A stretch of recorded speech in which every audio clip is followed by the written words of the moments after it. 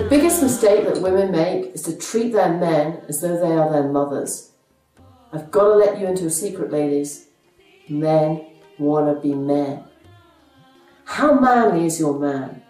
Is he a man, or do you still treat him like a boy? Because if you treat him like a boy, he's going to behave like a boy. Personally, I prefer men to be men. I don't know about you, but it's a whole lot better. You'll get much more support, strength, stability, and guidance in your life. But if you treat them like babies or children with short trousers, then that's what you're going to get. You're going to get little games, little dramas, traumas. Get over it. Start treating your men like men. The men that fight, go out to war to protect you. The men that go out there to provide for you. When a man goes out to work, he is going out to bring in the money to take care of your family. He's doing his best. No matter how many hours he's away from the house, that's what he's doing. That's his role, is to protect you, to provide for you.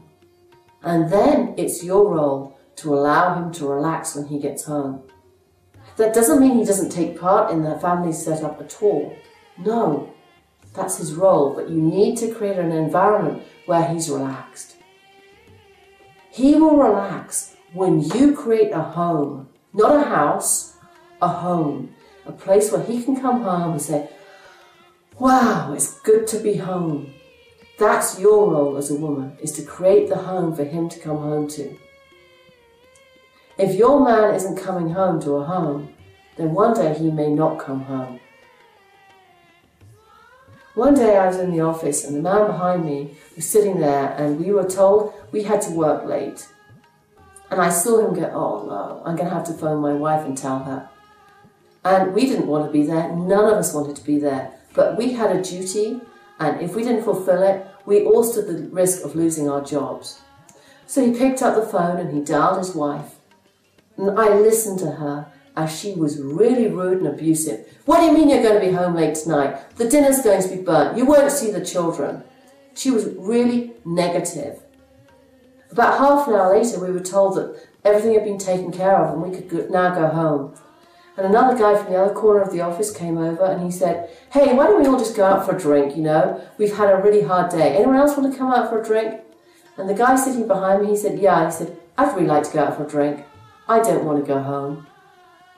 So when you're really angry on the phone, just think about it. Would you want to come home to that? Because I bet you if your answer's no, then so's the person on the other end of the phone. Create a space where people want to come to. That's a woman's role. You can tempt them with the fantastic food, you can tempt them with the beautiful surroundings and everything, but unless you breathe life of relaxation and ease and happiness, it's not going to mean anything. You create an atmosphere, and that's called home. And if you don't create a homely environment, then no one's going to come near you. So that means you have to stop complaining. I'm going to say that to you again. Stop complaining. Stop explaining. Why on earth are you filling your house with a whole load of situations? And relax about the rules. If you start from the premise that everyone is doing the best that they can, they will. And then you just cover for them and you pick up their clothes when they aren't able to do it. But genuinely, really, start thinking about what it is that you create around yourself. Because if you treat people like children, they will behave like children. Treat your man as though he's just won the best battle in the world, and he will behave completely differently. And you will walk together in your life.